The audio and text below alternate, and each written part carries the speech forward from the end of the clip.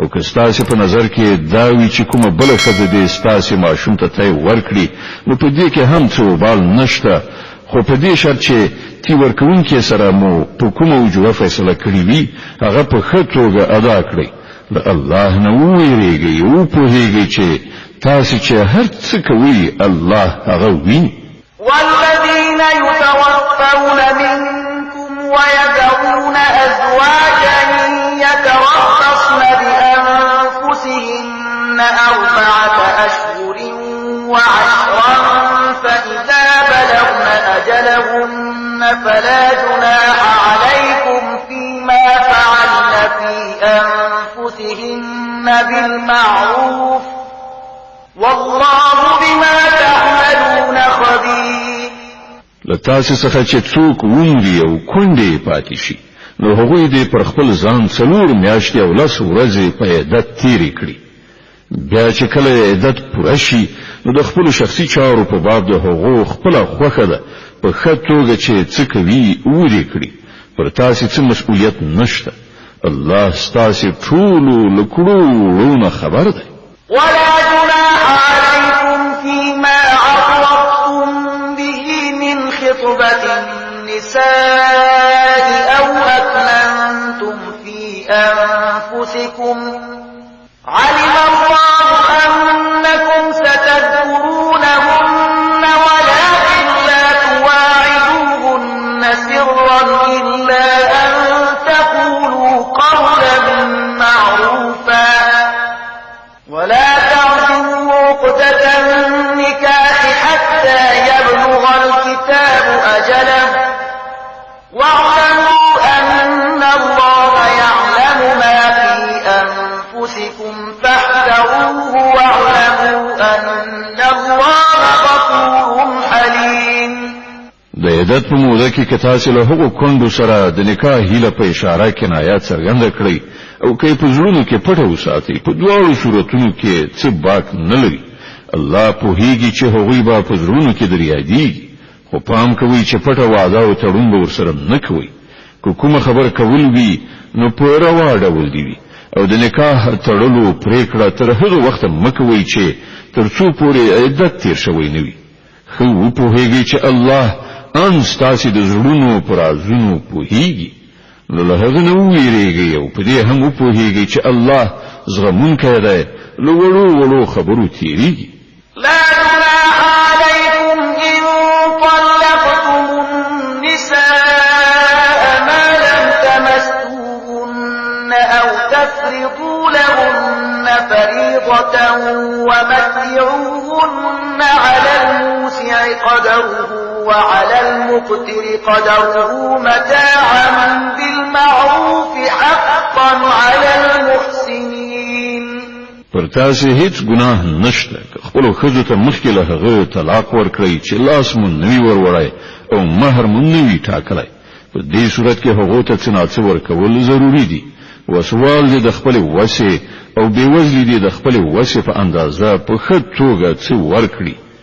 دا پر نیکانو حق دی. وإن طلقتموهن من قبل أن تمسوهن وقد فرضتم لهن فريضة فنصف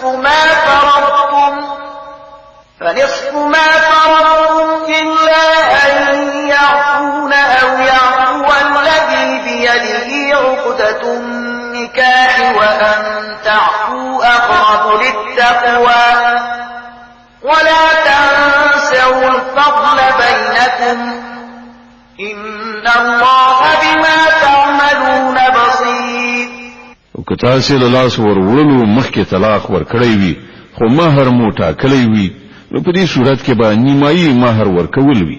دا بیل خبره ده چې خزه نرمه وضع وکړي او مہر وانخلي یا هغه څوک چې د نکاح د عقد واکمن دی له نرمۍ نه کار واخلي او پوره مہر ورکړي. او تاسو یعنی نارینه که ښه وضع وکړئ نو دا له تقوا سره ډیره ښایي. په خپل منځي چارو کې مروت مه هېروئ. الله ستاسو عملونه ویني. د بقره مبارکه سوره چې د قران عظیم شان دوهمه سوره ده په مدینه منوره کې را نازله شوې ده. 280 مبارک آیاتونه لري. تلاوت او پښتو ترجمه یې له 238 آیت څخه اوري. حافظوا على الصلوات والصلاة الوسطى وقوموا لله قانتين.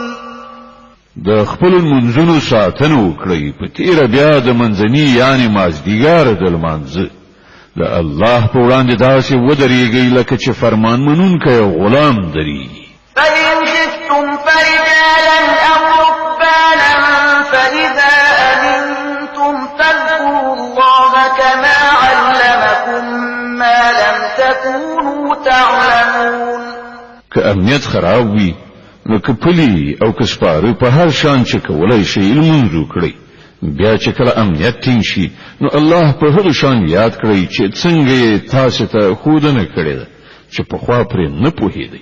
والذين يتوفون منكم ويذرون أزواجا وصية لأزواجهم متاعا إلى الحول غير إخراج فإن خرجن فلا جناح عليكم فيما فعلن في أنفسهن من معروف والله عزيز حكيم.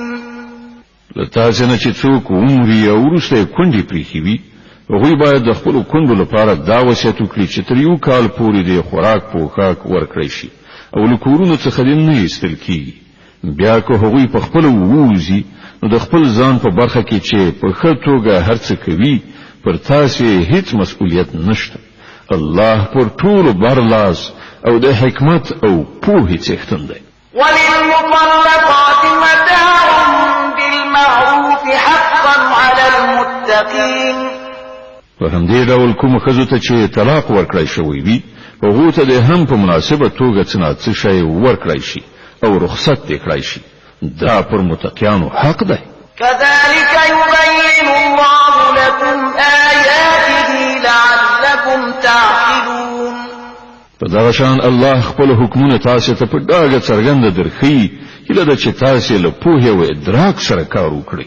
ألم تر إلى الذين خرجوا من ديارهم وهم ألوف حذر الموت فقال لهم الله موتوا ثم أحياهم إن الله لذو فضل على الناس ولكن أكثر الناس لا يشكرون. تا د هغو خلکو حال ته هم څه پاملرنه کړې ده چې د مرګ له ویرې خپل ټاټوبي پریښي وتلي وو او د هغو شمېر زرګونو ته رسېد. الله هغو ته وویل ومرئ نو مړه شول. بیا یې هغوی د دوهم ځل لپاره راژوندي کړل. حقیقت دا دی چې الله پر انسانانو زیات مهربان دی او زیاتره خلک شکر نه ادا کوي. وقاتلوا في سبيل الله واعلموا أن الله سميع عليم. مسلمانانو د الله په لار کې وجنګيږي او خو وپوهیږي چې الله اوریدونکی او پوه دی. من ذا الذي يقرض الله قرضا حسنا فيضاعفه له أضعافا كثيرة والله يقبض ويبسط وإليه ترجعون. لتاسو نه څوک دی چې الله ته قرض حسنه ورکړي تر څو چې الله د هغه پور څو چنده بیرته ورکړي. کمول هم د الله په لاس کې دي او زیاتول هم او د همغه لوري ته ستاسو ورګرځېدل دي. ألم تر إلى الملأ من بني إسرائيل من بعد موسى إذ قالوا لنبي له ابعث لنا ملكا نقاتل في سبيل الله قال هل عسيتم إن كتب عليكم القتال ألا تقاتلوا قال هل عسيتم إن كتب عليكم القتال ألا تقاتلوا قالوا وما لنا ألا نقاتل في سبيل الله وقد أخرجنا من ديارنا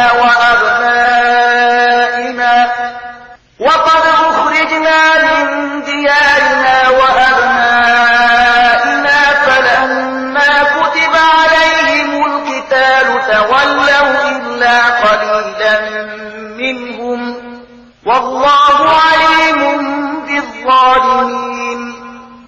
ما پر هغه موضوع څخه غور کړی دی چې موسی نو وروسته د بنی اسرائیل مشرانو ته پیښه شوې و. هغه خپل پیغمبر ته وویل زمونږ لپاره یو باچا وټاکه ترڅو چې موږ د الله په لار کې جنگ وکړو. پیغمبر پوښتنه وکړه بیا خو به داسې نه وي چې تاسو ته د جنګېدو امر وشي او تاسو ونه جنګېږئ. هغه جواب ورکړ نه خیر، دا څنګه کېدای شي چې موږ د خدای په لار کې ونه جنګېږو په داسې حال کې چې موږ له خپل کورونو څخه ایستل شوي یو او زموږ اهل او عیال له موږ څخه بیل کړای شوی دی.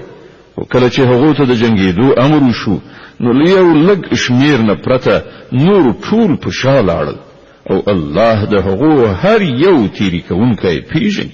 وقال لهم نبيهم إن الله قد بعث لكم طالوت ملكا قالوا أنى يكون له الملك علينا ونحن أحق بالملك منه ولم يؤت سعة من المال قال إن الله اصطفاه عليكم وزاده بسطة في العلم والجسم والله يؤتي ملكه من يشاء والله واسع عليم.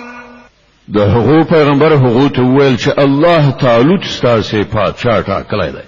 د دې خبرې په اورېدو هغه ویل هغه څنګه پر مونږ باندې د پادشاه کېدو استحقاق وموند؟ د هغه په پرتله مونږ د پادشاهۍ زیات وړیو او هغه ته په مال کې پراخوالی نه دی ورکړای شوی. پیغمبر جواب ورکړ الله پر تاسو همغه غوړه کړی دی او هغه ته روحي او جسمي دواړه ډوله پراخ اهلیت وربخلی دی او الله واکمن دی چې اته چې خوښ شي خپل ملک ورکوي. خدای سره ډیره پراخی ده او هر څه باندې عالم دی.